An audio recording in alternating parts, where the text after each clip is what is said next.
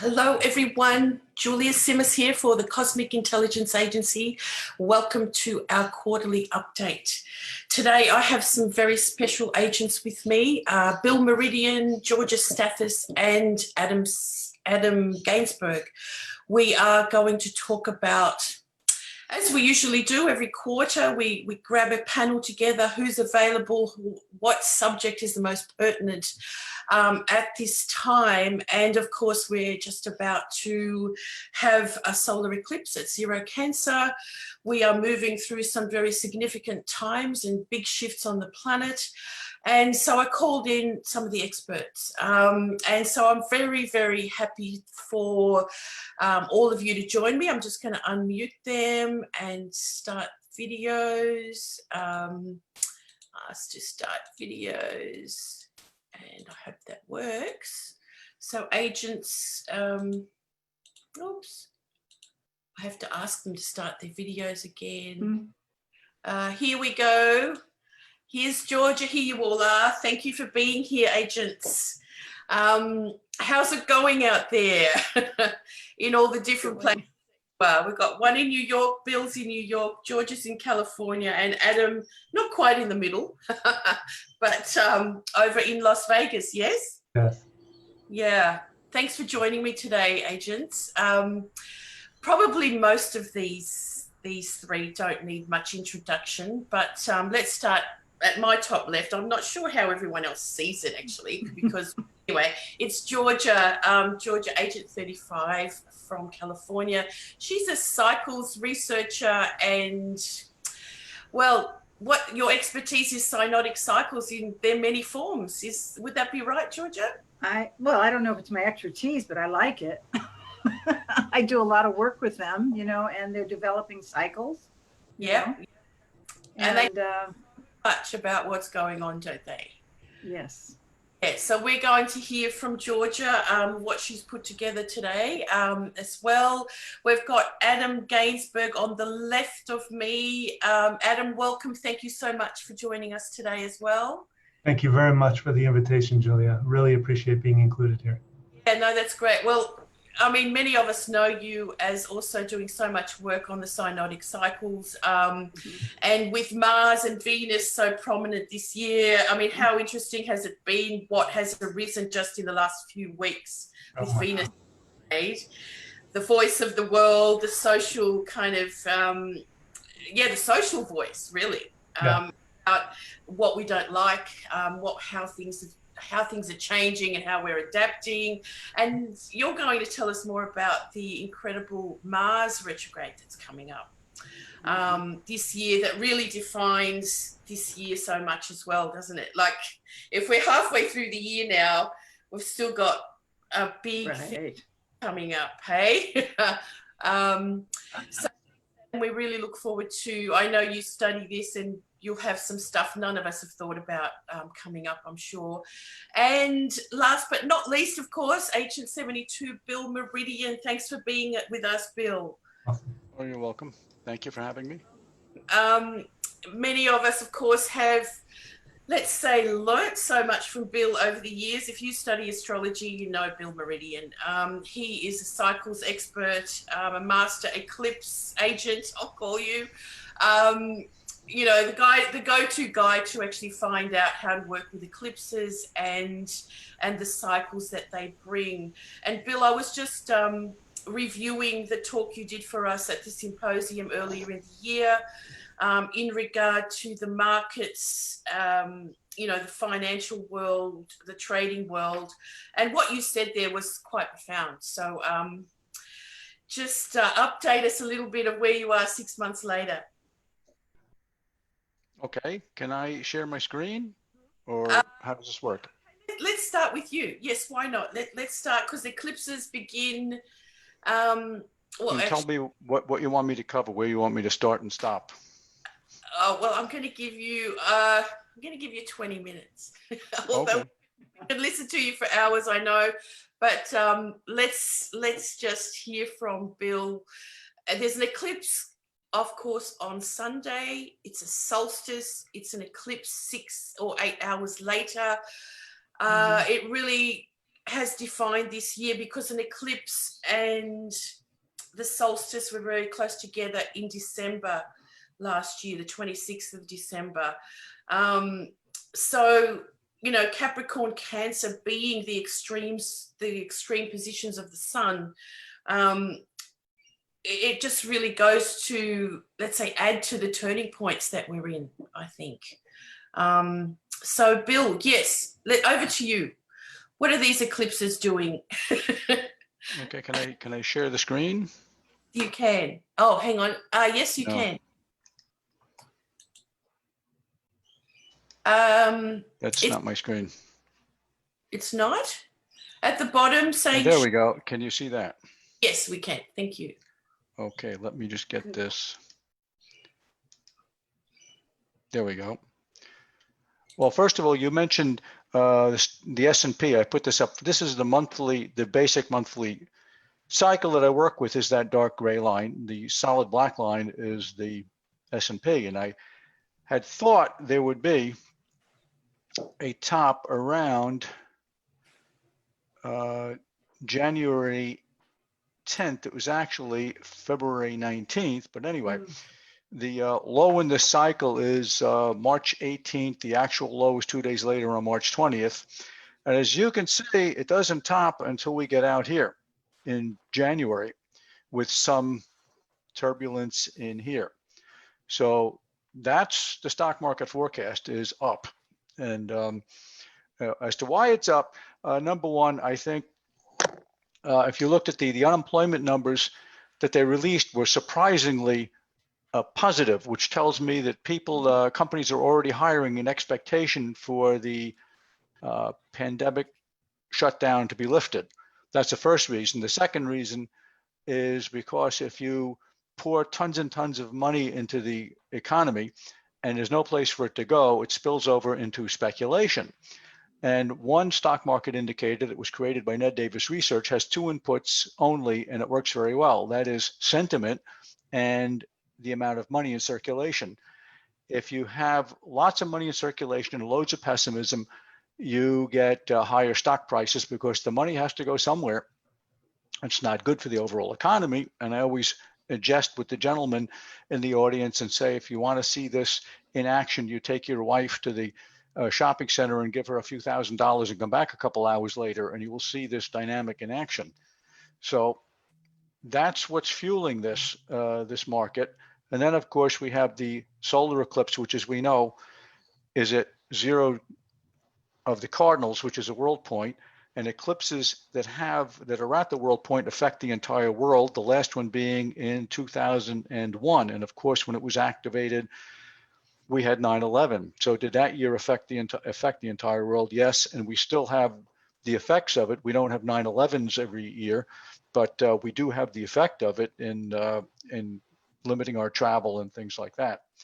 So now we had another one coming up, and I noted back 13 or 14 months ago, I wrote a forecast for the late Del Horoscope magazine, and I noticed that 0 eclipse was opposite, where is it?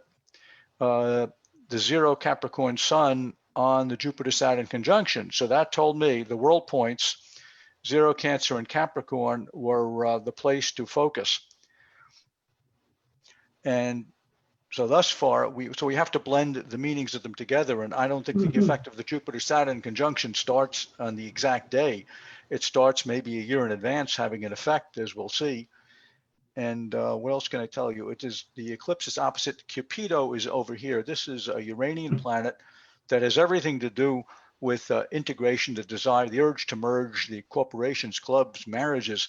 The last time it entered Capricorn was in the colonial era in the United States in the 1700s. And suddenly we have Seattle, a little 3 or 6 blocks, declaring itself to be a separate country, which is the reverse of what happened when the colonies united. So this makes, tends to make the glue that holds society together start to come apart at the seams. Challenges to institutions and to culture. That is the effect of Cupido. And if we go down now, what has not happened yet, I'm focusing on what hasn't happened yet, is you'll note that the eclipse was at zero Cancer, which is Mars in the horoscope of India and also in the horoscope of Pakistan, because they achieved independence on the same day, August 15, 1947. And they do have a history. They have fought. And I read defense journals, and there's fairly bellicose exchanges verbally between the military leaders in India and Pakistan. So that's starting to heat up, which is what the eclipse would suggest. And what might they, and where does the eclipse path go through? It goes right through these areas. It's going through Hong Kong over on the other end, which we haven't looked at. It is also, was it yesterday, North Korea detonated explosives and blew up a center that they had set up on the border to have better relations with South Korea. That just happened. And of course, you have Chinese troops now moving across the border. They fought a war, was it 1953 or 4? They fought a war over that border. And so the action is happening along this line. And you will notice I have pointed out that the Mars descendant line, now this is the astrocartography map set up for the eclipse, and I superimpose the eclipse path on it. So it's like saying in somebody's horoscope, they have Mars on the descendant and the eclipse falls on it. What would you expect? You would expect that Mars to heat up and relations to become very contentious. And here it is right on the border between Pakistan and India. And over here we have Neptune on the descendant running right through Pakistan. So this is now, Charles Jane wrote that he studied 300 years of European history, and all major European wars had an eclipse path running through the country, and the eclipse was either conjunct or opposite the horoscopes of the leaders of the country, or it hit their national horoscopes. So here we're setting up for a story that hasn't really, something hasn't really occurred yet. So what could they fight over? But Kashmir, also known as Khalistan, if you're looking it up in Nick Campion's book, which is a disputed area between the two countries. And they decided to settle this on the ideal date, the date of a lunar eclipse, June 13th, 1984, which is probably one of the worst dates they could suggest. Here you see the lunar eclipse, 22 Sagittarius. There's the sun right over there. When Pluto went over this ascendant and over the moon, you had, I wrote about it in Dell, there was bloodshed and fighting and power games going on over Kashmir. And you will note that the December 14th solar eclipse at 23 Sagittarius will land right on the lunar eclipse natal moon opposite the sun of Kashmir. And an eclipse, as you might know from the book, opposing your sun tends to knock you down. It's like, for the guys, it's like getting knocked down in a soccer field. If it's conjunct your sun, it builds you up and makes you stronger and increases your willpower. And so this is not a positive for the leadership of Kashmir. So this hasn't occurred yet.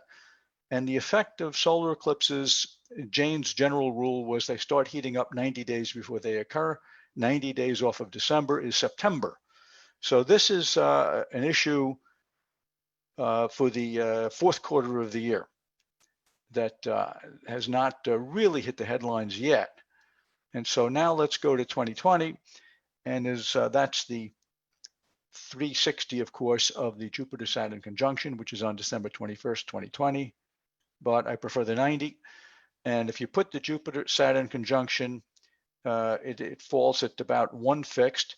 And that is right on the Uranus-Pluto midpoint, which, as we know, has to do with drastic changes in financial condition. And we were already off to a good start. So this will create, there's Uranus, there's Pluto. So I think this has two meanings. Number one, we're going to see a number of financial panics, as we just saw in Q1 of this year. And number two, I think it also, Uranus-Pluto is dramatic, what's the word they use? Disruptions or disruptors in the technology world. And we all saw this in the 90s. You saw companies, well, Broderbund doesn't exist anymore, Spectrum Software, Prime Computer, they're all gone. And so I think if this Jupiter-Saturn conjunction is, I look at it this way, it's the prevailing sort of political economic trends. If it aspects your company or your own chart really well, it means the tide is turned in your favor. The winds are at your back. What you're doing is in line with the trends of the time. And also, you'll notice it.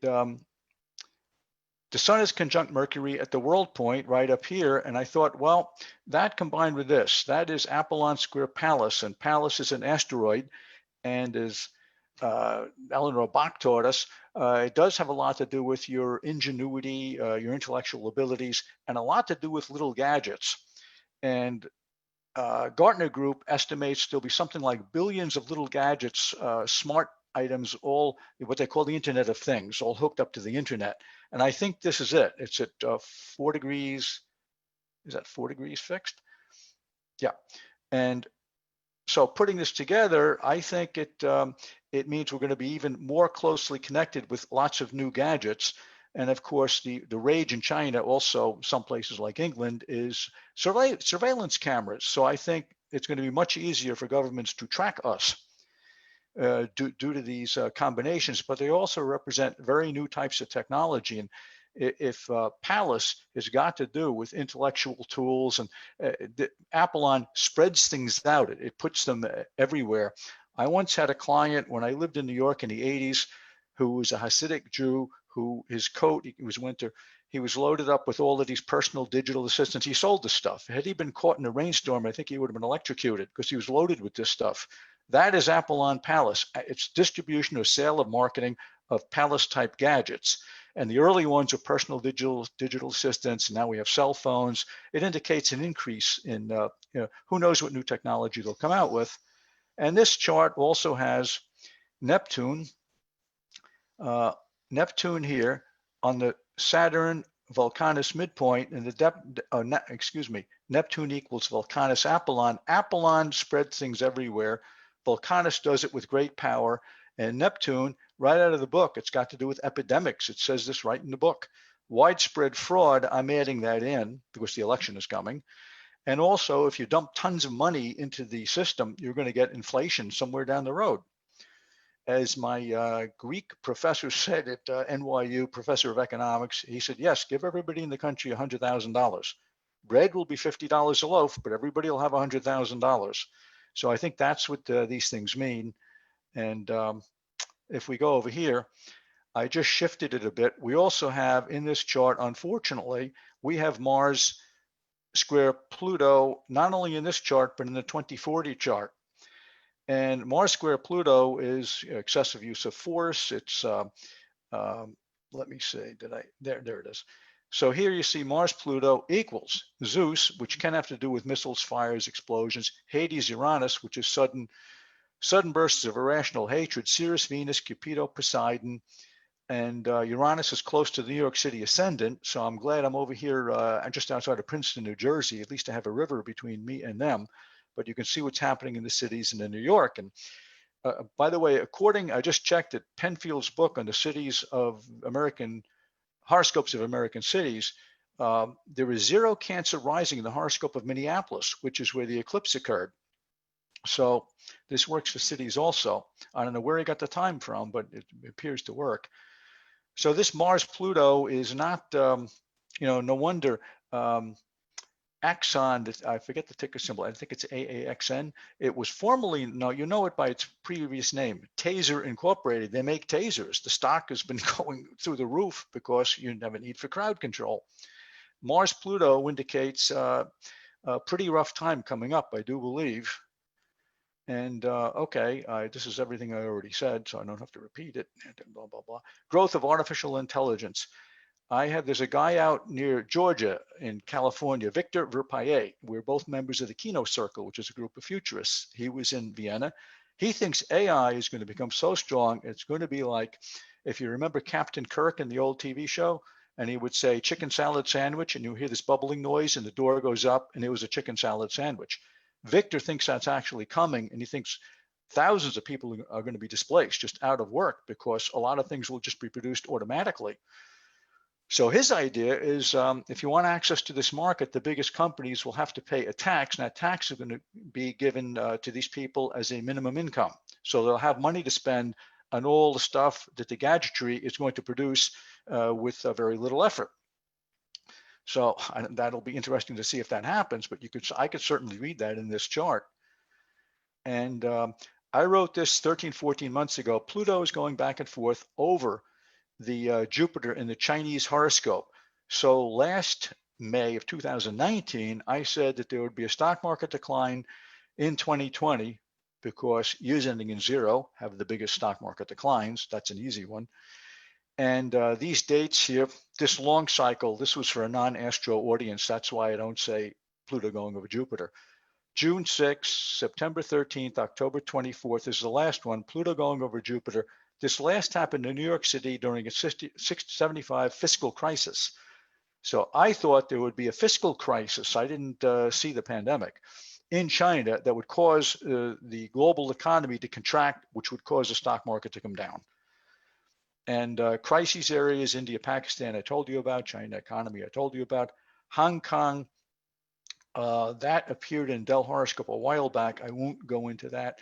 But the Saturn-Pluto conjunction was on the sun of the Saudi horoscope and opposite that of Afghanistan, the national sun. And in Saudi, I expect there might be some attempt on the life of the young king there, because I was in Abu Dhabi 14 months ago, and they told me he's making changes. He's very popular with the young people, but the more traditional people do not like him. They're even thinking of allowing us foreigners to drink alcohol in the Western hotels, which is the way it is in Abu Dhabi, where I used to live. And this, of course, is not very popular if you are a traditional and devout Muslim. And so 2020 to 2022, I think we'll be in turmoil for the next couple of years. Most bear markets in stocks start in 2020, end in 2022. And with one of my friends as a Swiss money manager, we both agree that the stock market's probably going to go higher, but this economic mess isn't going to straighten out until 2022. And so I have a YouTube video in which I actually posted something about China. I haven't done anything in a long time. And of course, most of this comes from my book, Mastering Geopolitical Prediction. So that is what I have to say about the eclipses and the Jupiter-Saturn conjunction. Thanks, Bill. Gosh, it's what we're going through. It seems as though, as you say, it's not getting much better for 2 years or so. It's like this reset is getting us prepared for that whole new world, isn't it? That new world. So we shouldn't be too afraid or scared, but kind of get not used to it, but just get into the change, move with the times. What would you suggest for people that are living in let's say experiencing this in a really hard and difficult way? There's a lot going on out there that's not so positive for a lot of people. I suppose as astrologers and what you've just told us, it's like there's always a downturn. It's like the Wheel of Fortune, isn't it? Like Jupiter's at its most confined space at the moment. We're at a downtime, but it will turn up again. It will rise again. Yes. Oh yeah. When I wrote this forecast originally last year, I have to also write for financial institutions, and that's why I can't mention Pluto and Jupiter.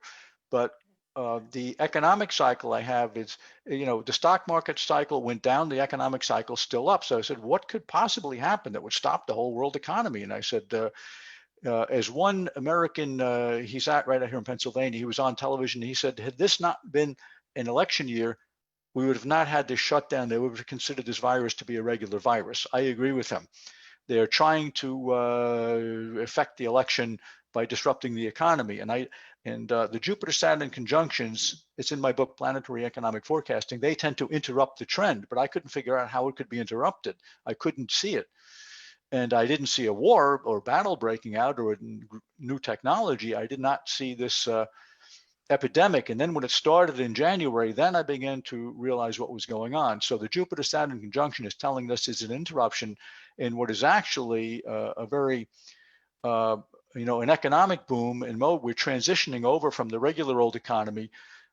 What happens is they call it Schumpeter's creative destruction. It's very Plutonian, but we take very basic businesses and seed them or give them away to other countries that are developing that don't have the technology yet, and we become more technology based, like what's happening in Silicon Valley, and these businesses boom. And so you're either, as I once said, the only people who are complaining are the people who aren't benefiting from it, and to benefit from it, you have to put yourself, somewhere in the jump on the train somewhere along the line. And so, I myself, all of my friends who invest in real estate and own a lot of New York real estate are not so happy right now. And they're always telling me, hey, Bill, I have this building and it's something solid. And I said, yeah, I own the stock and I can hit a button on the computer and sell it in 1 second. You can't do that with your building. Oh, you just froze up. What? You just froze up. Sorry, just for that last minute. Yeah, I mean, we're just in the middle of these powerful cycles, the coming together of Jupiter, Pluto, Saturn, and then later Jupiter and Saturn again, starting off this big new era, very Aquarian age. We looked at this decade as Pluto goes into Aquarius, in a few years. It's a big equalizing, and this is the big reshuffle. So, although, I mean, something that I read the other day, so many people have lost their jobs, but places like Amazon have increased their sales by 30%, adding billions of dollars to their kitties. So that's almost like, we're looking at all this Capricorn as the downfall of the patriarchy and the way the system's been working to unfair advantages. But then we see stuff like this, is that ever going to rebalance the way that we might think in an Aquarian field? It's going to take time, but we're not going to be there yet, are we? Georgia, you're muted, so hang on. I can see that you're talking. Would you like to add something there, or Adam? Hang on, you're still unmuted, Georgia. What's going on? Unmute. All right. Oh, that's it. There you go. Can you hear? Yes. Okay, you can? Okay. Yeah, my thought, I mean, I'm actually going to be talking about some of the things that Bill's been talking about, but I do think that the balance will come back. I think, there was a friend of mine, she's gone now. She used to talk about a thing called a peduncle, which actually is in the dictionary. And it's like taking two funnels and you put the skinny ends together. And basically, I think what we're going through right now is the peduncle, which is when you go through the most narrow part of the funnel, where all the things that are extraneous fall away. And I think that's what's happened with all those planets.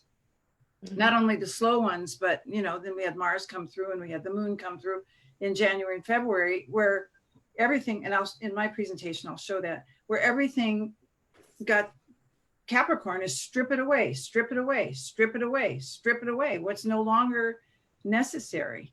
And it takes time, time. That's what Capricorn is about, time. Right. Yeah, that's right. And radical thinking, because Aquarius is about outside the box thinking. And anyway. Well, how about we go over to you now? Adam, did you just add something there? I do have a PowerPoint. I hope it's not too long. I just put this together today because I was so backed up. So let's hope this thing works. But I have to find the right page now. Hold on, hang in with me. I think this is it. I will go to slideshow. I will go to from beginning. And can you see that? Yes. Okay, good. Okay, so I'm going to go fast because it's probably a little longer. This is actually from Shutterstock. That's why I'm giving them credit. So in 2020, basically, the dominoes all went down. I'm sure you've seen that when, one goes down, all of them go down, and changes in the wind. this is actually a drawing I had put together about that imbalance I was just talking about. In January and February, we had Mars and Jupiter and Saturn and Pluto, very slow. This is a seesaw, like in a playground. And then you throw in the moon, which comes around once a month in Capricorn. And I don't know where I had heard this, but somewhere along the way, I heard that we had not had this large of an imbalance on the South Node, which is the tail of the dragon, which is where all the garbage comes out. We hadn't had something like this for a very, very, very long time. And the interesting thing about this is that the solar eclipse that's coming up on the 21st of June, which is next week, is right on the other end, on the head of the dragon. So, and it's interesting too, because when we go through these, I'm going to talk a little bit about the synodics and some of the eclipses. The Saturn, Pluto, and Capricorn is about a 33 to 38 year cycle. That was January 12th. The Jupiter Pluto isn't done yet. We had it on April 4th. We're going to have it again on June 29th, which is just after the upcoming solar eclipse and before the last leftover eclipse in Capricorn. And then it's happening again on November 12th. And so what I wanted to say here, and this is kind of an idea, and it's just thinking from an idea perspective, the Capricorn always happens in the Northern Hemisphere in the dead of winter. And as we've been seeing, people dying, literally dying, and businesses dying, and businesses and buildings dying, and just motivation dying. It seems during the winter that things are dying, but they're not really. And there are things that are coming underneath the snow, which take their time. And Rudolf Steiner wrote a great book called Festivals and Their Meanings. And he talked about the solstices and the equinoxes. And he explained that the winter solstice at 0 degrees of Capricorn, and I thought this is, I always think about it. It is the point of conception in the zodiacal year. And the way he phrased it was that the frame of mind that happens at that point, and if you want to just kind of cross that over into what happened earlier this year, 2020, is exactly directly equal to the kind of crop you will get in the spring at spring equinox. And then when it comes to whether it's a healthy crop or not, it comes through the snow. And then the kind of big crop you have in the summer at the solstice position. So our mindset is directly equal to the crop that we're growing. And I know before we started today, I was talking about, and I'm not being Pollyanna, about how we have to be very careful about listening to all this news, even though it's important to know what's going on, because there is a massive hypnosis going on right now of people feeling like there's nothing left, that there's no future. And I think that you have to learn to kind of take that carefully as you move through. What I did here, and if anybody wants this, they can contact me, is I actually went, we don't have to look at 2021. What I do, and I think that Bill just mentioned, Charles Jane did this, is I always look at 90 days before an eclipse, because that's the preview at the movies. And then at the eclipse, you know, you're in a shadow, you don't see what's going on, you're driving blind. And then at the first quarter position, which is usually about 3 months later, is when you finally have peripheral vision. So for convenience, I wrote these dates down for the ones that are coming up that have happened. June 5th was 15 Sag, and that's going to activate around early September, 90 days after that eclipse, and then 180 days afterwards, which is the full moon position. The June 21 that's coming up is a solar, which takes care of your outer life. And that'll start popping up about 87 days later, but you can just say the autumn equinox. And then again, in the winter solstice this winter. And then I also have the last July 5th or July 4th, depending on where you live. I called this last one, which is the lunar eclipse at 13 Capricorn, the Chernobyl eclipse, because Chernobyl actually blew up. And I've seen this a lot. Anytime you have a new series of eclipses starting, and then you have this little leftover one, that's, if anybody plays baseball, I used to play baseball, it's when all the bases are loaded. And the last eclipse of the old series is when, you know, all the batters come in. And so that activates early October as well as early January of next year. So the quarter hits are really important, 90 days before and 90 days after. Okay, now this this is, this is a little bit of an idea, but the dragon's head and the dragon's tail are the north and the south node. And it was believed, and for those who are kind of new to this, if we have some new people in here, that when an eclipse occurred in ancient China, it was the time when a dragon needed the sun to transform. And so the dragon had to open up his mouth and take in the sun. What you think about that, that's painful, okay? But he had to take a risk because he had to transform. It was time to change.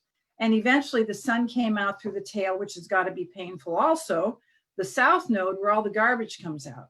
And so if you think in terms of what just happened, where we had all these planets on the south node, the tail, all the garbage of Capricorn came out and is continuing to come out and has been pushed, particularly with these synodic cycles, Saturn, Pluto, compulsive obsessiveness being released, Jupiter, Pluto. I found Jupiter, Pluto conjunctions have a lot to do with what's the word I'm looking for? With things being revealed, secrets being revealed, and that's still active. But while the sun is in the dragon, or while the sun is happening in an eclipse, we are in shadow, we are in shadow, and shadow is when there's a loss of light. Now, without doing a lot on this, because I do want to get to the synodic cycles, there's the Saros series, which is a very old series. The Chaldeans started it. It's about a 6,585 day cycle. But it's very much like snakes, because every single one of these eclipses has to start at either the North Pole or the South Pole. And if anybody has Bernadette Brady's book on the Lark and the Eagle, which is a good book that has the origination points on eclipses are often sensitive points in the horoscope when you are having an eclipse. So for example, I don't want to use this right now. The one that's on the North Node, which is the one that we're having this coming Sunday, her definition of that, it's restriction, inhibition, restraint, separation, illusions, trademarks of this family of eclipses. Events can occur which seem to block individuals, probably block companies, block countries. In this blocking, the individual is very prone to misjudge his or her strengths because they're in shadow, or the situation, and is best advised to wait until the eclipse passes before taking any real action. And it's considered to be one of the more difficult series. And if you look at that, the origination point on that one that is happening this Sunday is at 12 degrees of Gemini, where it turns out that Venus happens to be retrograding over, which I always say, don't make any decisions till Venus goes direct and catches up. Now, the one that's taking place on the south, its origin point was 29 degrees Pisces, which is the fixed star Shiat, which Diana Rosenberg told me once, and I always remembered this, even though we know what Shiat means as astrologers, we can change that and just change a few letters here. She always told me that it was released from bondage because it was in the constellation of Pegasus, which flew above Andromeda, which means that somebody's coming to remove her bondage. And so I find this is interesting because a lot of people are being released from bondage, either from jobs they didn't like, companies are being released from bondage, individuals who've been ill or are ill are being released from bondage. And this series carries with it very strong feelings concerning relationships, which we're all having to deal with because we've all been isolated. And there could be a lot of anger. And we know what happened in the last 2 weeks. A lot of pent up anger. And I could do more on this, but I want to move on for the cycle. So I have here basically the lunation cycle. And this is what I based my new book on, Pushing Through Time, Synodic Cycles, Synodic Cycles in the Developing Phases. And I want us to pay attention to the zero, the new moon position is when the conjunctions come together, like the Saturn Pluto came together on January 12th, and the Jupiter Pluto is continuing all through this year till November 12th. And then of course we have the Saturn Jupiter on December 21st of this year. But in the research that I found when I wrote the book, I found that most of what is happening happens in the last phase before the new phase, which is the incubation phase, which is called the balsamic phase in the lunation cycle, like balsamic vinegar. It's the most fermented vinegar you can have. And we don't see a lot of things that are being created. And we can sometimes get very depressed when we're in the balsamic phase. And we've had a whole year, actually we've had 2 years of this, because Jupiter and Saturn were parallel last year. Saturn and Pluto were parallel last year. So we've been dealing with 2 years of balsamic, fermentation, incubation, being fearful, being completely in the dark. And once it moves into the new phases, we begin to see, like babies beginning to walk, you know, we're going to fall and we're going to hurt ourselves, but if we keep going, we can move forward. So with that said, and these are all drawings in the new book. What I've done with these is I've marked off the dates. What I did with this, it's not the transits to transits, it's the transit of the slower moving planet to the original positions. And the dates that you see around these are the dates at which, in the case of Saturn Pluto, Saturn will cross over into the crescent phase, which is the obstacles phase, on February 11th of 2024. And then you can continue the first quarter phase is the growth management phase. The gibbous phase is, I want to tell everybody about what I'm doing. I want to get on my soapbox and tell the world. The full moon is when the rubber band is stretched and things have to be let go or something breaks. And this is going to be important when we look at one coming up shortly. The disseminating phase here is when you disseminate information. And this is another important phase we're about to go through with Saturn Uranus, which is the last quarter phase, which is really the most, I think personally, the most difficult phase in a cycle, because you can't go back and you can't see you can't completely see what's coming up. And so the key here, and I'd like to just say this for all of us, is the key I found in my research, the last quarter phase of any cycle is education, re-education, and learning new things to be ready for your skills for when the new beginnings start. So I have the Jupiter Pluto in here, but what I wanted you to look at was this one with these eclipses that we're having. And this is the reason I'm looking at this one, because it's an eclipse, it's a synodic cycle, it's still happening. It's the Saturn Uranus conjunction, takes place about every 45 years, which means we're still in it, because the last one was February 12th of 1988 and notice the degree, 29 degrees Sag, 55 minutes. And also notice this degree down here at the full moon position is 29 degrees 55. And of course, the quarter and last quarter phases are 29 Pisces and 29 Virgo. So what happened sort of, but not really, in the spring of 2020 is Saturn went briefly into Aquarius. It's still there. It's going to go back. And it was sort of kind of maybe, but not exact, in a last quarter position square to transit Uranus. And that's the lost cycle where education is the key. It will be a precise Saturn to last quarter square to Uranus in 2021. And it will happen 3 times, on February 17th, on June 14th, and on December 24th. Now, before I add more to this, I'll just give you a little history of Saturn Uranus, which is similar to some of the things that Bill was saying. The synodic cycles are like chemicals. You know, you bring this together with this and you get a new idea or a new chemical. So during and after World War II, transiting Uranus was moving from Taurus into Gemini.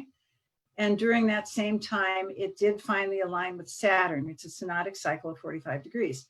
So on May 3rd, 1942, Saturn Uranus was at 29 Taurus, 20 minutes, almost Gemini, but not quite. It was in the last decadent, which I do look at, of Capricorn, which meant that after the war, we were going to probably be building, which we did. And eventually it went into, those two moved into Gemini pretty quickly after that. And so what happened is once that happened, whoops, sorry about that. Once that happened, we started to see national highways being built after the Saturn-Uranus conjunction of 1942 and after the war, because people wanted to travel, right? So that happened and we built them up. And then what happened when the next Saturn-Uranus conjunction happened in 1988, we moved from national highways that morphed into the new information highways in the late 1980s and the early 90s when, you know, I don't know, you all remember the cell phones were like these giant boxes You know, you carried around, you connected your car, and now they're like a magic wand, which is what Saturn Uranus is about, where you can carry it on your wrist, right? So that was moving from national to information highways, which is far more virtual. And as we move into Jupiter, Saturn, and Aquarius, I think we're going to see more magic wands, as Bill was mentioning. We're going to see a lot of issues with, I think, the GPS system, the satellite system. I'm a little concerned about it because it's 50 or 60 years old.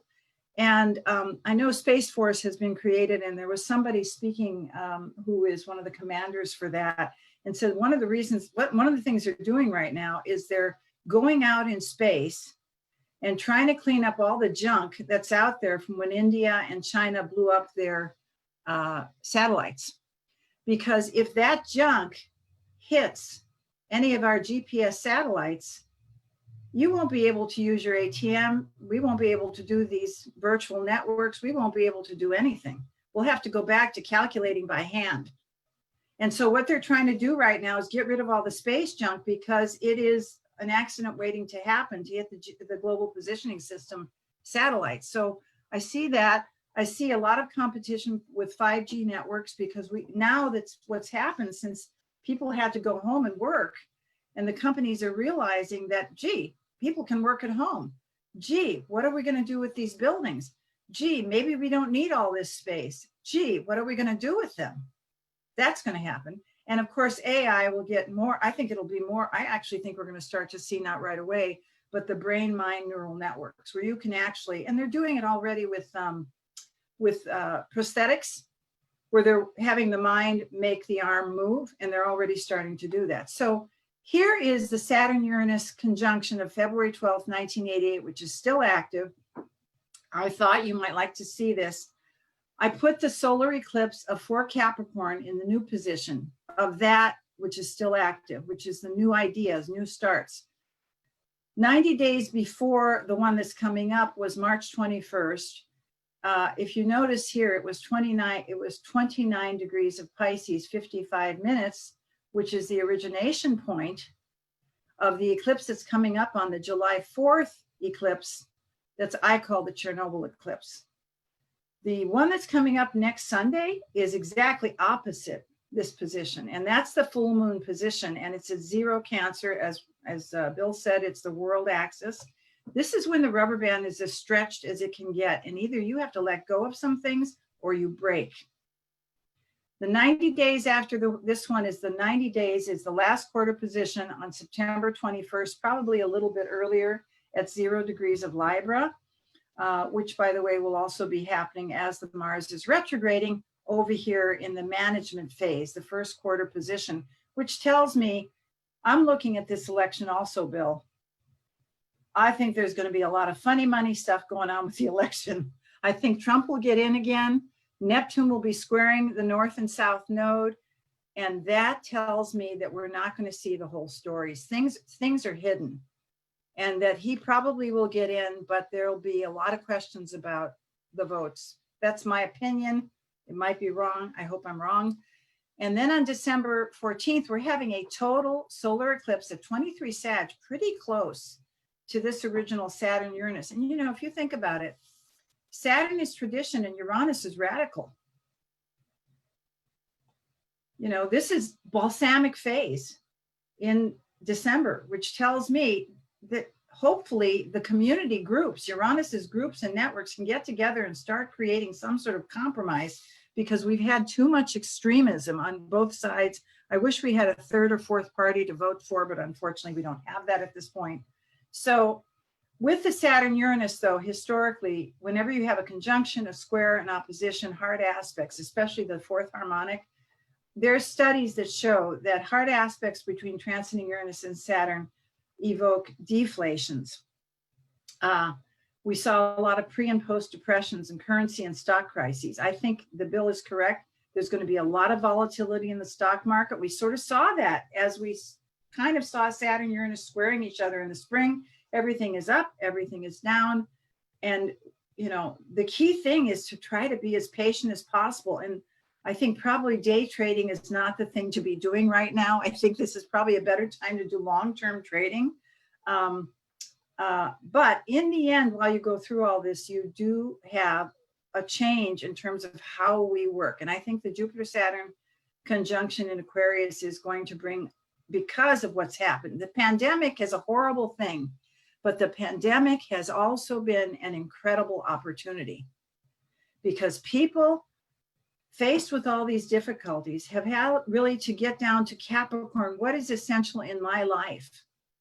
What is the essential in my company? What is in the essential in my family? Zero Cancer is about what's the shadow in my family? What's the shadow in my tribe? What's the shadow in my company that's my tribe?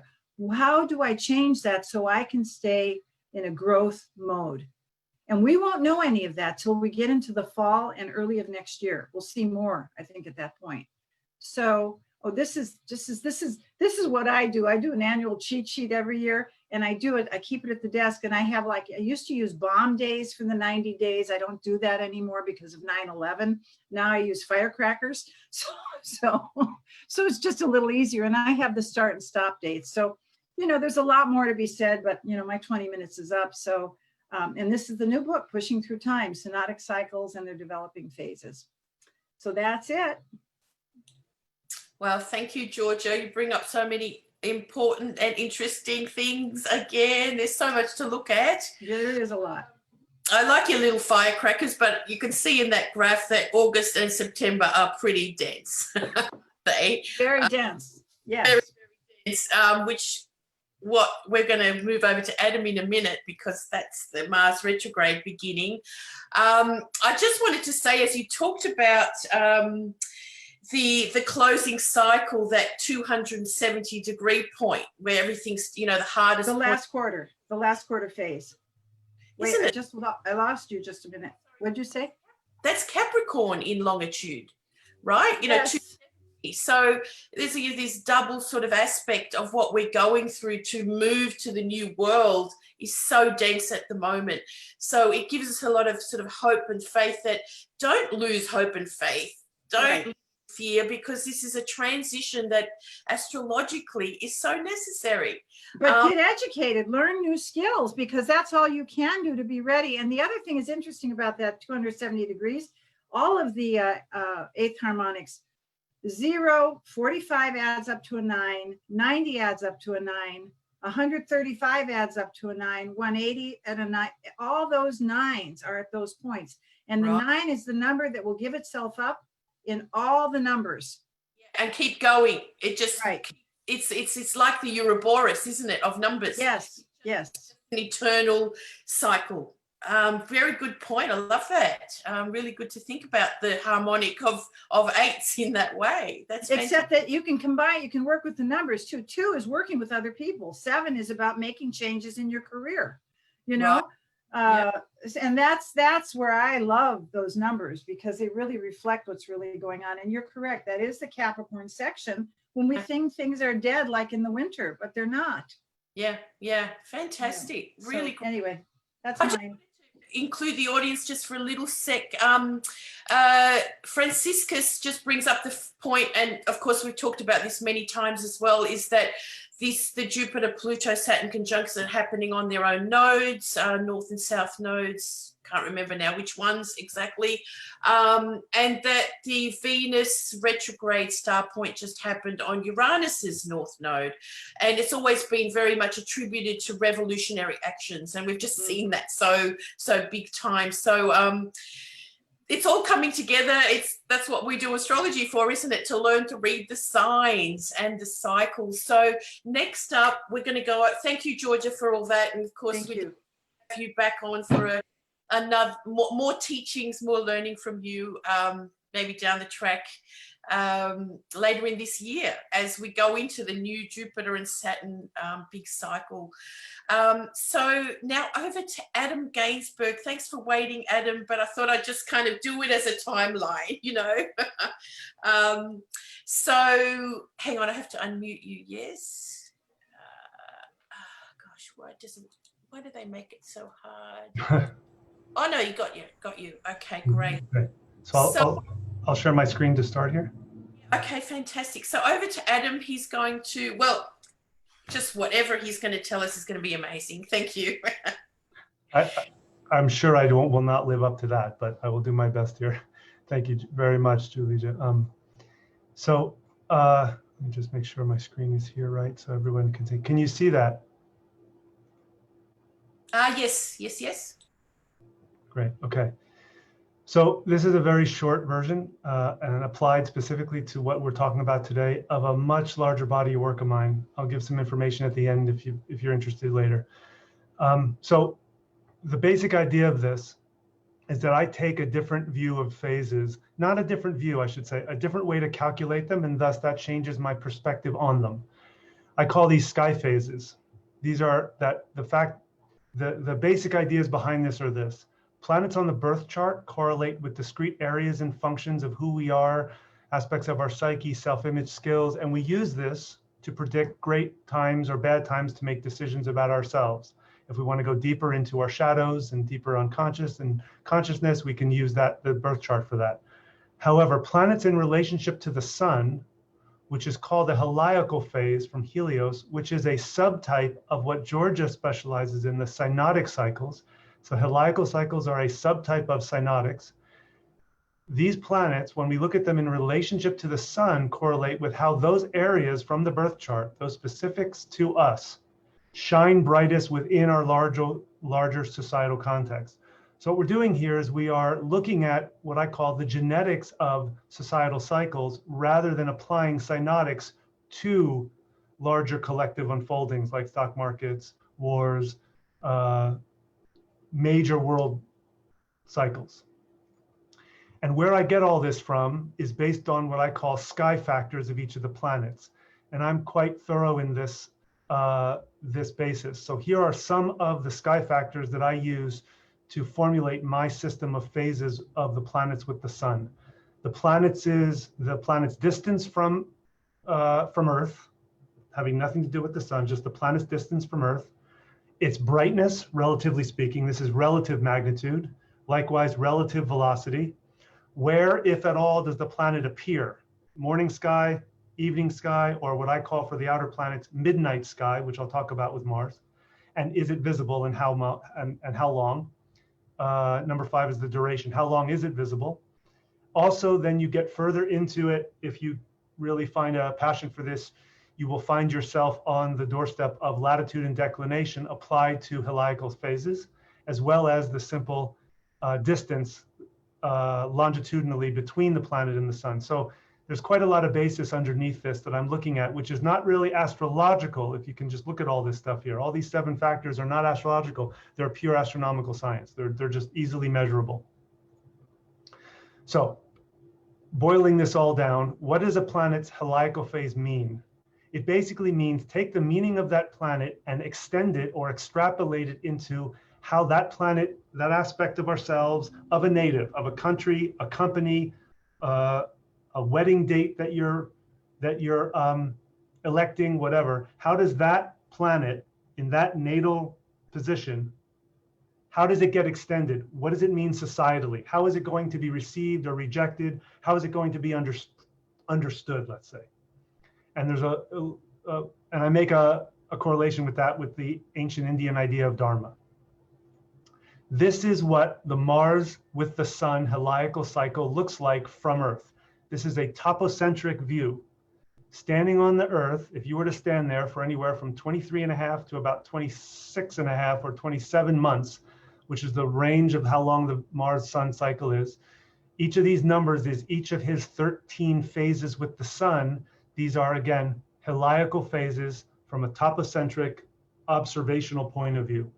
This is, of course, how astrologers for thousands and thousands of years would calculate and predict phases. There is, as I'm going to mention here, there is a Hellenistic precedent for a 13 phase of the moon.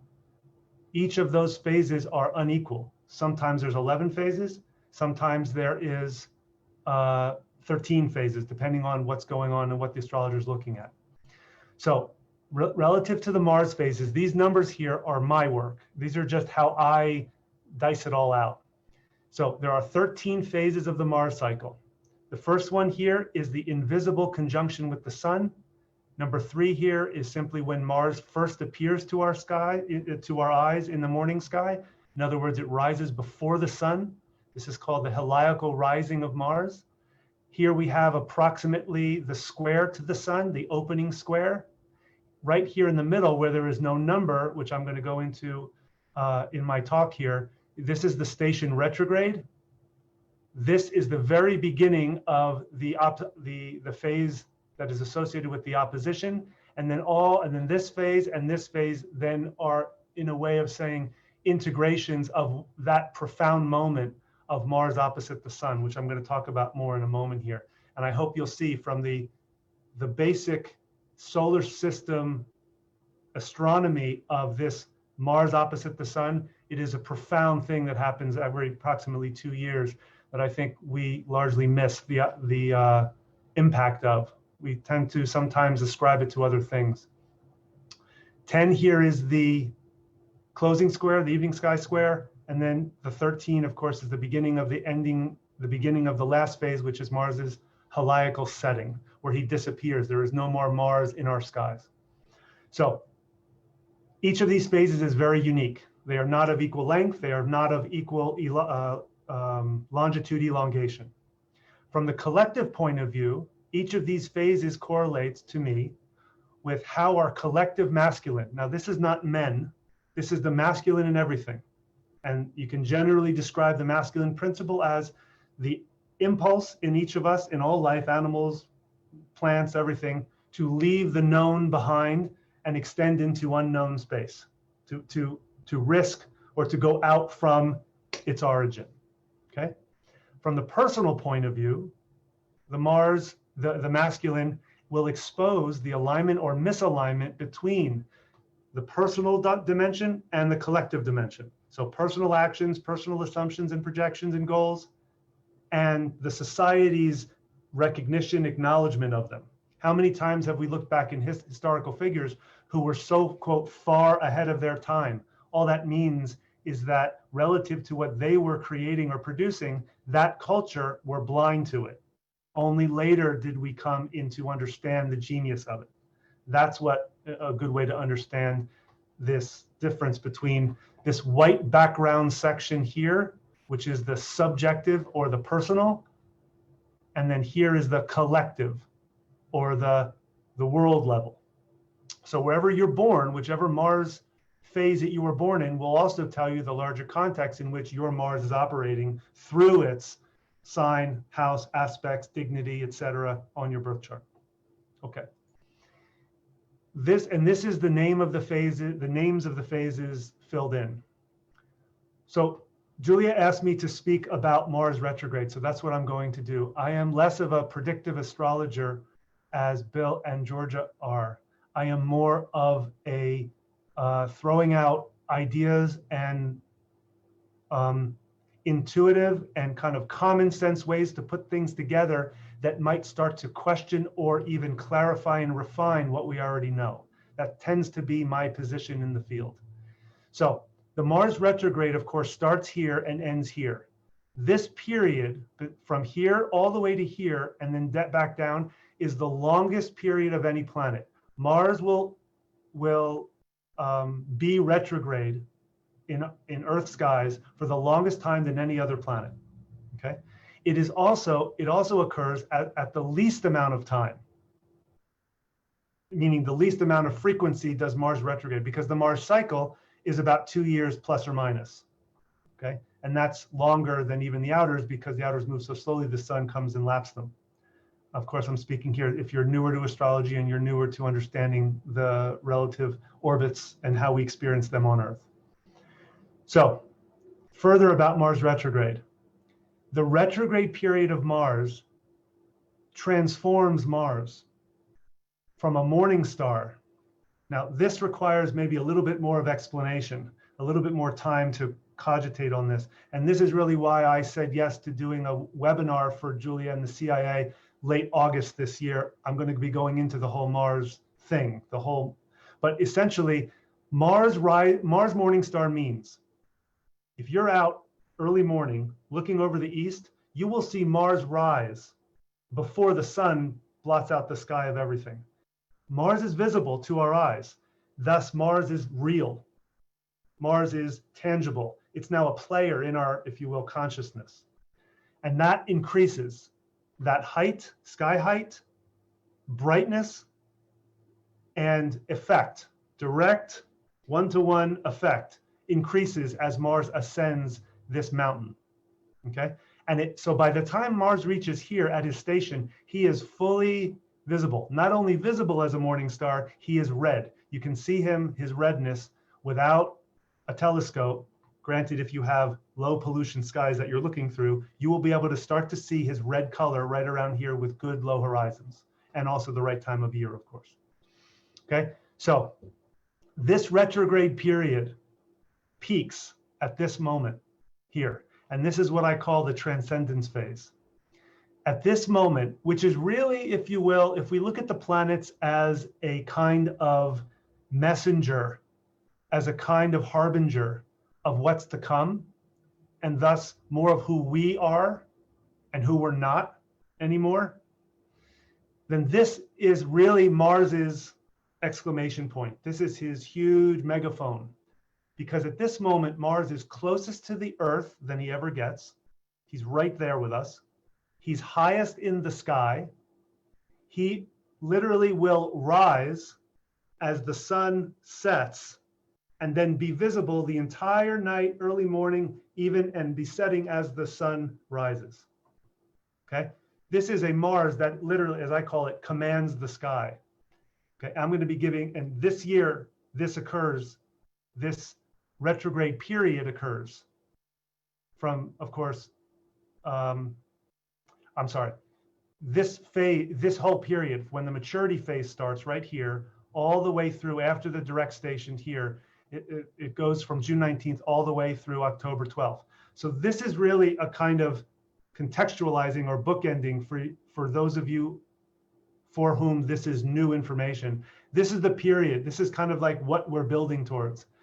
And I actually went public with this with another organization, kind of making some predictions earlier this year, where I do see Mars's effect becoming demonstrable as a second wave of what we are calling the virus that might come out this fall. And I think it partially, we can correlate it with the Mars effect here reaching this peak effect.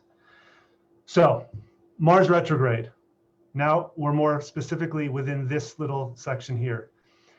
This is how I describe it. An intensified internalization or an internal pressure that we may not be aware of. This is both at the personal level and it's definitely at the business level, and even, you know, the public collective level, however big or small we define that. An intensified internalizing to do things, overcome things, and accomplish. And that pressure psychologically means, or that pressure psychologically translated means, we will start to look for things that have to get done. We will look for enemies where there aren't. We will project and create them where they may not be as urgent to be dealt with. That's what the internal pressure creates. It produces an altered reality that we're seeing through our eyes, hearing through our ears, smelling through our nose, and feeling through our feelings.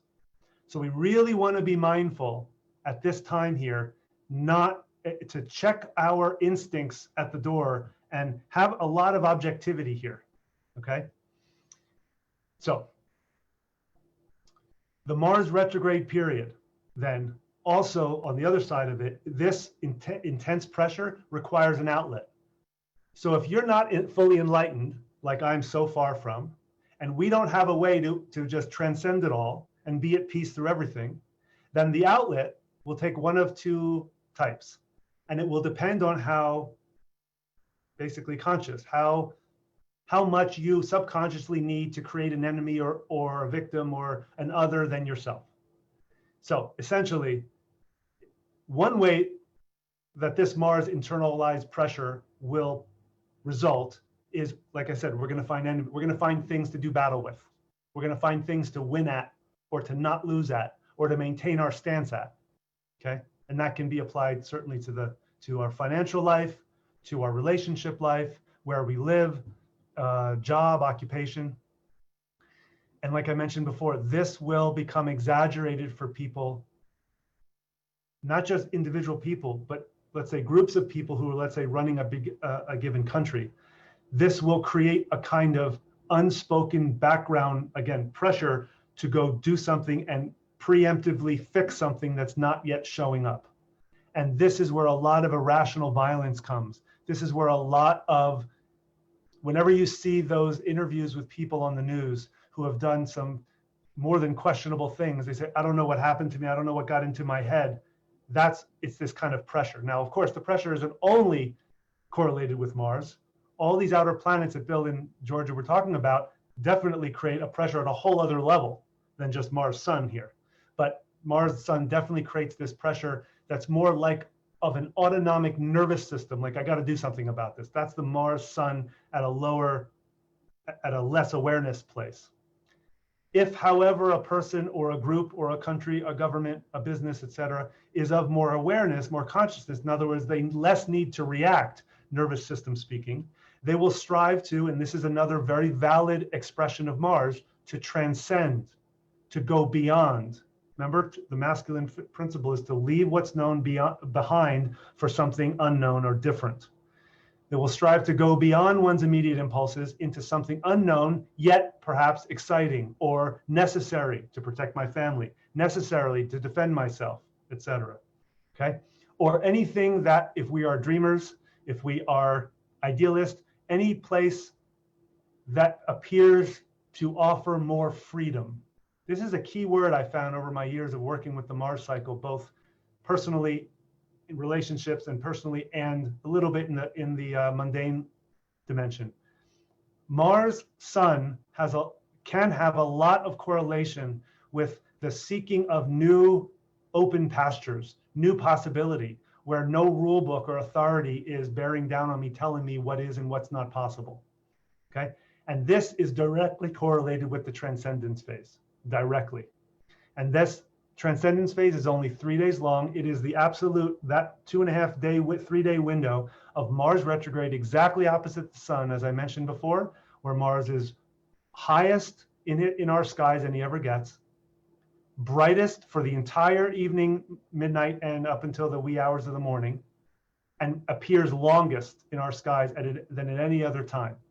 This little window, you can see people and, let's say, more risks being taken, both at a personal level and even at a bigger level. Okay.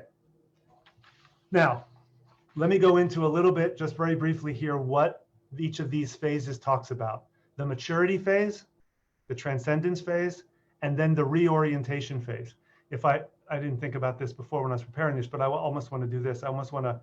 This is what I'm talking about right here now, this section, okay? From the retrograde station to the direct station.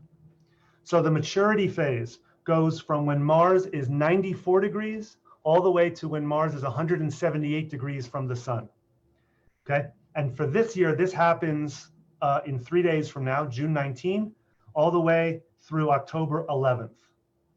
Okay, that's when this maturity phase comes. And the theme of the maturity phase, increasing self-responsibility and increasing the relevancy and influence of my own contribution. I am challenged to accept a bigger picture.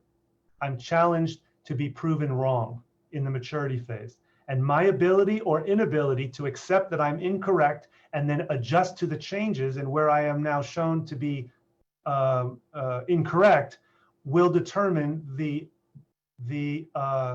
success or the learning that comes during the transcendence phase. Okay. The transcendence phase, October 12th through October 15th this year. A radical commitment to one's personal vision or motivation. By the way, and this doesn't have to be personal like a natal chart. This could be, let's say, a very dedicated CEO, meaning of his company. A radical commitment to one's own authentic vision and motivation, Mars. Accessing spiritual dimensions through peak experiences. The big challenge with transcendence phase is kind of like a Piscean challenge. You're challenged to stay grounded. You're challenged to stay in the here and now and take tangible steps. Because the motivation for your actions now can be so overwhelming. Transcendence phase. Finally, reorientation phase. We're reorienting, we are reorienting to reality after the transcendence experience. This will occur from October 13th through November 13th. Rebuilding or reframing one's identity as a means of gestating a new social identity. Remember, the white background section here is the personal Mars. It's like, how am I doing in my actions in the world? The gray background area is, how effective are my actions to benefit others or the collective? It's a completely different mindset in the background of how we approach our efforts, our actions, our activities, our overcoming obstacles, Mars. People born in the white section versus people born in the, it's sometimes like they're speaking from a different place, even though they might be agreeing in the same topic, okay? So, reorientation phase. We are reorienting to the new reality here.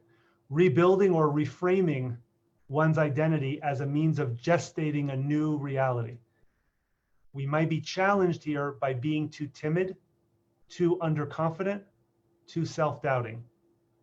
We may still remain too over-reliant on outside validation or on what we've already done in the past that worked maybe even kind of well.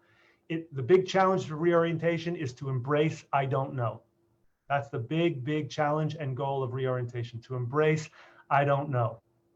Okay, so this is the period that we're in now, and I gave you the, oh, I'm sorry, I think I gave it to you. Reorientation is from October 13th through November 13th of this year. So in terms of speaking to all the, I mean, I took a ton of notes here of what Bill and Georgia shared about what may be coming in kind of market cycles and political and country and the elections. I have one thing, because this is not my forte, but I have one thing that I see coming very strongly here. There is going, if not already, well, I feel it's already started, but I don't think it's the evidence that is out there yet. There's going to be an incredibly sharp spike upwards in what's known as the innovation cycle.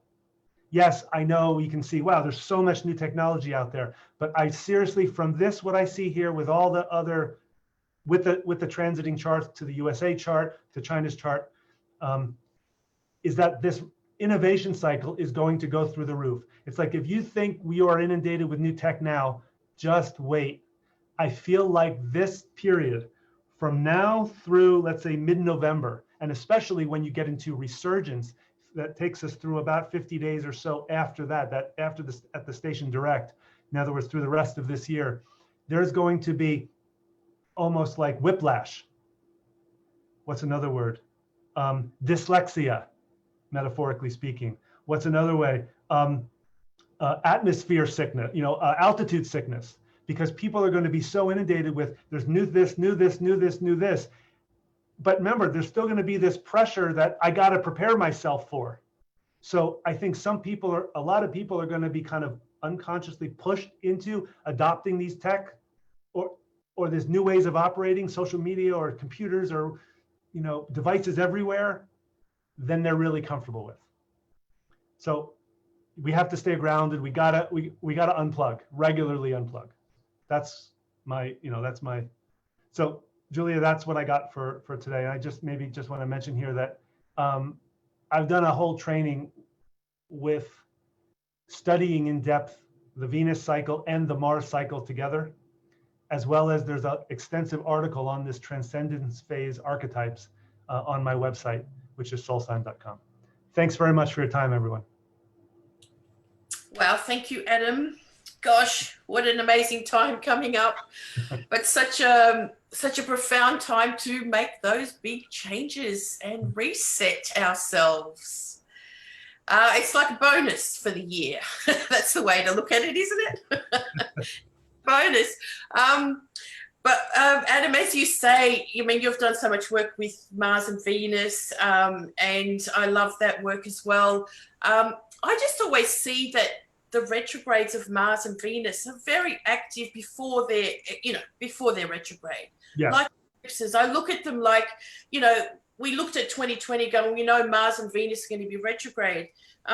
we already had Venus, let's say, presenting herself way beyond the retrograde in the sense of, you know, hands becoming important, the way we were, you know, communicating. That was very much about Saturn in Aquarius moving in and all those words, social isolation and everything coming in. But with Mars, we've seen this police at the forefront, Yes. you know, about how you know, how Black lives are being treated and the police behind that. Same in Australia with our Aboriginal, Indigenous people. So that's very Mars already in action. Mhm. And we've seen Mars, this whole pandemic in a sense became a thing at the last equinox or just before that. And Mars had just gone into the cauldron of between the nodes, you know, like onto the south node. And he's not coming out for a while, is he? He's not coming out for a while. We've just got the sun coming out of the cauldron and Mercury going retrograde towards that.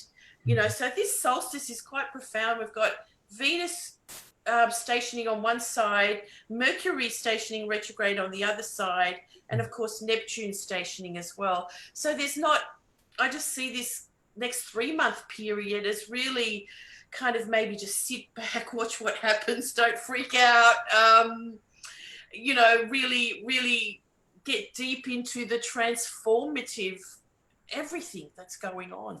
Yeah. Julie, two things. One, I agree with you about the Mars retrogrades before he retrogrades. I always see that it starts at a very generous opening orb to his square to the sun. So that would be, for me, it's about 85, 86 degrees before the sun. That's when that pre-retrograde starts to really, for me, I start to feel it kick in, and I've seen it through the research I've done with, you know, in more of a clinical setting. One, two, I also see that when Mars is at this peak or close to the peak there is so much, how do you say, there's so much experience that's already happened. It's not like if we're looking around when Mars is up there going, I can't believe this happened, we really have our head in the sand. There's a big buildup to this. It's not just slammed on us out of nowhere. I mean, this is one thing we get asked all the time is like, what's going to happen? The eclipse is on my sun. Or you already know.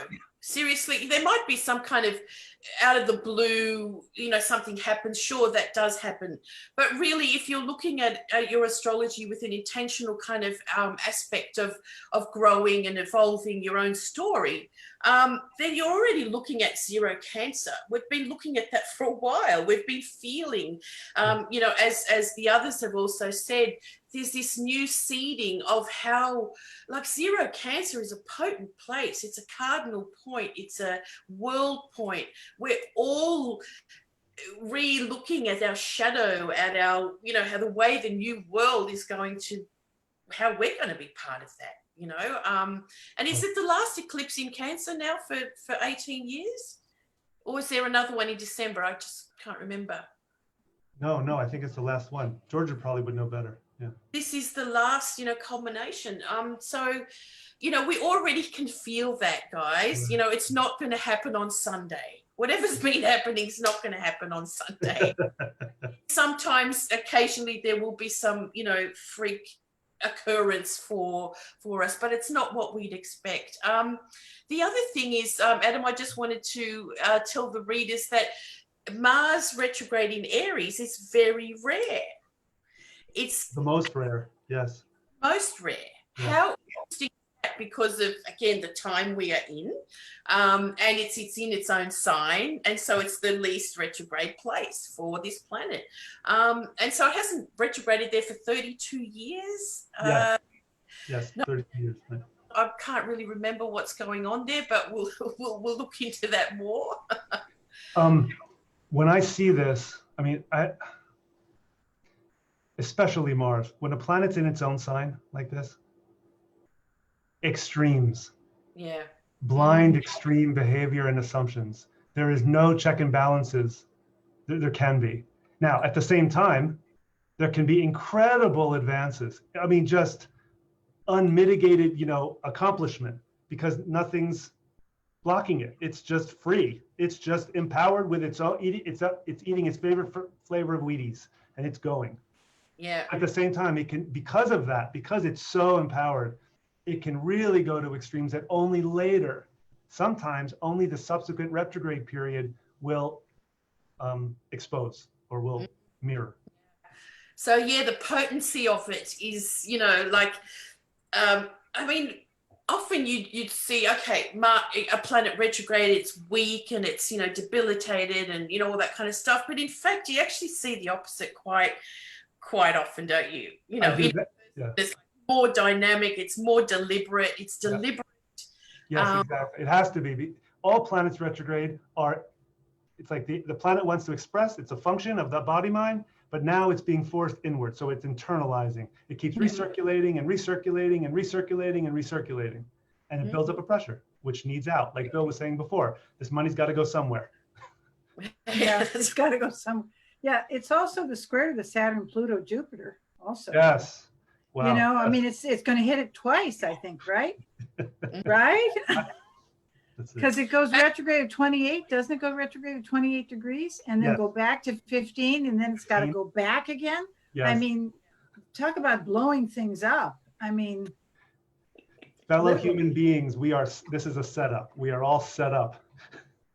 Yeah, like it goes into Aries at the end, like the mid-year, 29th of June, and it only leaves like at the end of the year. So it's 6 months of Mars in Aries and then doing a retrograde, like unprecedented, you know, wow.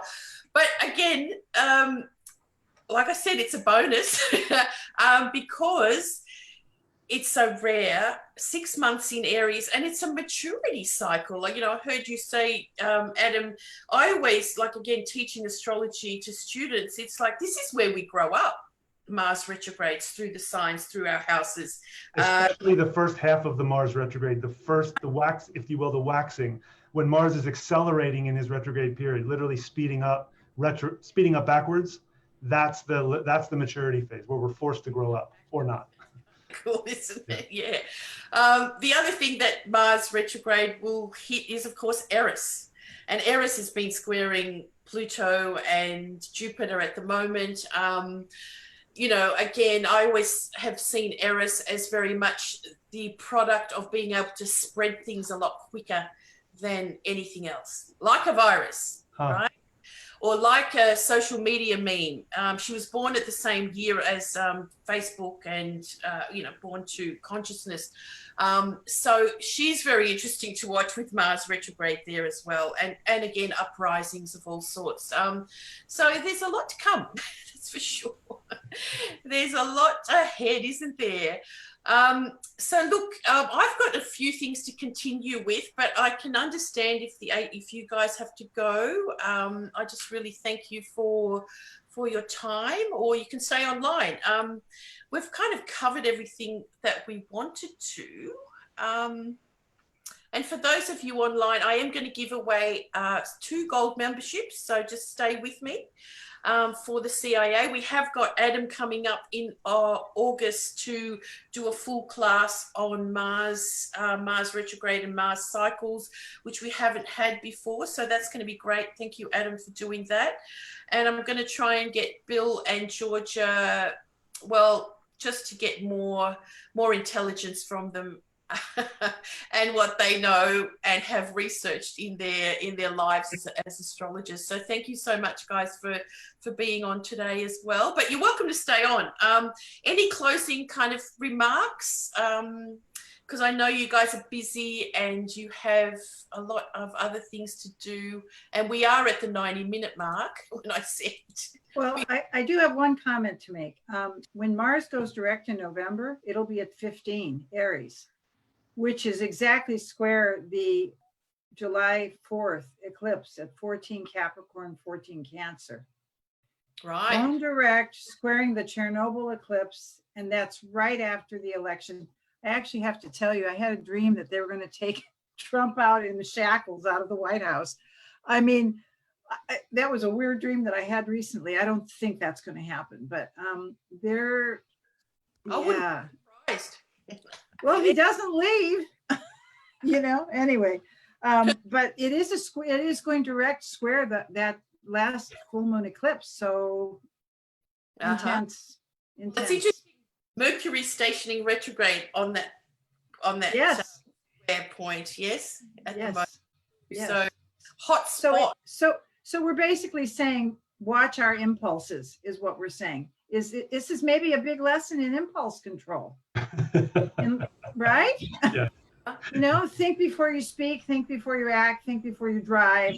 Right. You know, think, and that's Mars, the head. And people can choose with a square Pluto. You can choose or choose to ignore it. And the police force has really learned that lately, haven't they? So, which is interesting. There's a lot more to come with that as well. Yeah, sure. Yeah. Bill, can we ask for some closing words? Oh yeah, I just wanted to let everybody know that we managed to revive for the second time the Foundation for the Study of Cycles. If you go to cycles.org, you can visit the website. And this time I'm on the board, plus another guy who does astrology, and the guy running it is not averse to planetary cycles. And if you don't know what the foundation is, it was founded in 1940 by Ed Dewey to study cycles. That's the real story is he started researching planets in the 30s. And his roommate, Huntington Hartford, said, I can go to Clement Stone and get a grant, but if I mention the A word, we're not going to get it. Let's call it the Foundation for the Study of Cycles. And so it was based upon planetary cycles in 1940. And I became a member in 72. I was then on the board in its later incarnation, which collapsed because we had a guy running it who turned out to be Rosemary's Baby, and he's gone now. And we've got control of it and all the assets back. So if you go to cycles.org, we're having a conference which starts, I think, next week. Oh, wow. Yeah, I'll be speaking. And so just go to cycles.org and it's got all the information. Fantastic. And can you donate to this research as well? Oh, yeah. And the online presentation next week is free. Okay. Oh, wonderful. It's 5 nights instead of doing like a Woodstock, like a full day or something. They broke it up into evenings. Yeah, okay, fantastic. Oh, that's great to know. There's so much going on online as the time shows, hey? I wonder if, what shift we're going to see with Saturn dipping back into Capricorn in this next 6 months as well, which is interesting because it's been such a big shift when it moved into Aquarius, like, whoa, that was dynamic, I think. So it's going to be interesting as it steps back. I think also just in the next 2 weeks or something. Yeah. So watch this space, guys, and mainly don't fear what's ahead. Empower yourself with knowledge and wisdom and the way to live, let's say, with everyone else in mind. That's an Aquarius thing as well. And what we are in at the moment is to how that's going to work. So many more people are happier working at home. There's less cars on the road. Our homes, this is again zero Cancer, how our homes reflect so much more about what we'll do here. Wasting energy, resources is a real lightening up of the planet somehow, what we're going through, isn't it? So it's indeed somewhat necessary, as Georgia said. So thanks, agents, for being online. I just want to share a little bit in regard to what we've got happening at the CIA, because I want to give away some memberships. And I also want to just remind, I've got a webinar coming up on Friday called Eclipse Magic, and some of you have booked in, and it's free for our membership. And I'm going to be talking, because some of you don't know as much as us, of course, and you're learning. And I have put together a class I've been asked much about to do an eclipse class, explaining the difference between Saros and Metonic cycles, finding your Saros family that you were born into, and how to look at that in your astrology and sort of through your life. So you can join me for that coming up. And yeah, we're going to find out more about this particular eclipse, what family it belongs to, as Georgia pointed out.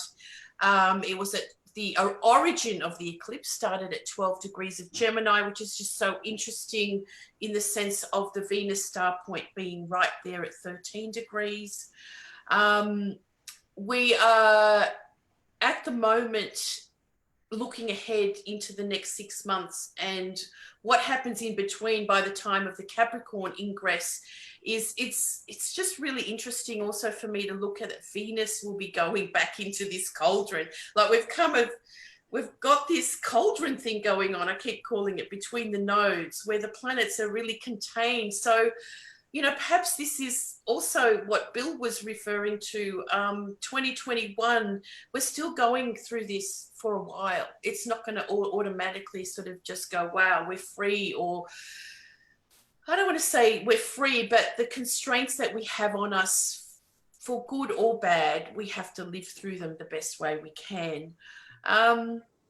Mars retrograde, Adam's going to tell us more about that in August. I think it's August the 24th we've booked in. Again, free for memberships, or you can join it with like a once-off purchase. So keep an eye out for all of those things. And as we move into the solstice on Sunday with an eclipse just a few hours back, it's really profoundly important time that we're going to live through in the next 3 months, and just take care of yourselves and each other, and don't freak out. Be connected more than ever with people that are important to you. I think the isolation, the scariest thing for me is thinking about the people that are completely isolated from other people, and don't have people to reach out for. So let's have a think about them as well, and maybe something we can add to that. So as we go finish this up, I'm going to have a look at someone on our Facebook thread and someone in this thread to give a membership to. And just to let you all know that our membership includes, now we've had this membership going for about 4 years. We've built up like a really big archive of videos that are all accessible to anyone that joins the membership. If you're new to astrology, with that membership also comes 12 lessons from the start of astrology. So if you want to begin astrology from the roots where you should, then, you know, get the membership, and it's actually a 20% off for this week of the solstice. So get that happening. 2 webinars a month as well. And the things that we've got coming up is my Eclipse webinar on Friday. Then the Moon Goddesses with Ursula Stockter in Mexico, fabulous artistic agent that we can't wait to present to you. In July, Rachel Lang and Sarah Gilbert presenting also on topics of the nodes, the planetary nodes, with Sarah and Rachel, I think about the positions of the moon and phases of the moon in your astrology chart. And then of course, Adam in August. So, you know, you want to know good astrology, then really hook in with us.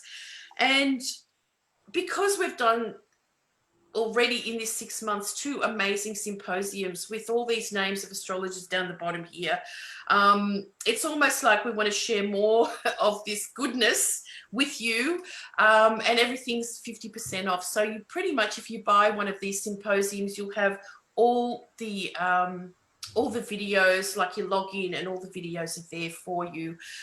So make the most of that, because we're just planning the next ones now. So things come and we move on. Okay, so I just wanted to tell you about that.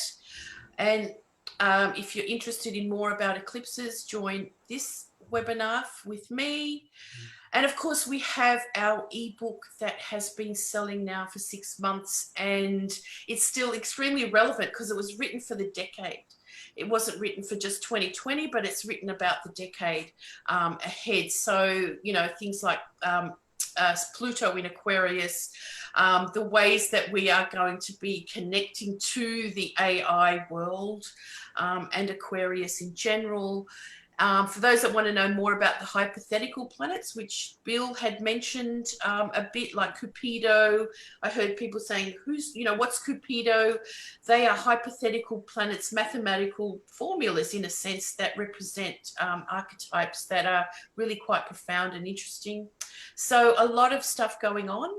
And, for all of you that, let's say, again, email me, where's the link? Please just subscribe to our mailing list and make my job easier. And happy solstice to you all. Okay. So let me did I stop that? Yes. So thanks for listening. Thanks to all the agents for your special expertise. And I'm going to finish by saying the person that I want to gift the membership to is Brave Skull, because you've been on our webinars a lot. You're always commenting well. And I just love to see the enthusiasm of some people, when they, you can tell astrology is kind of getting them.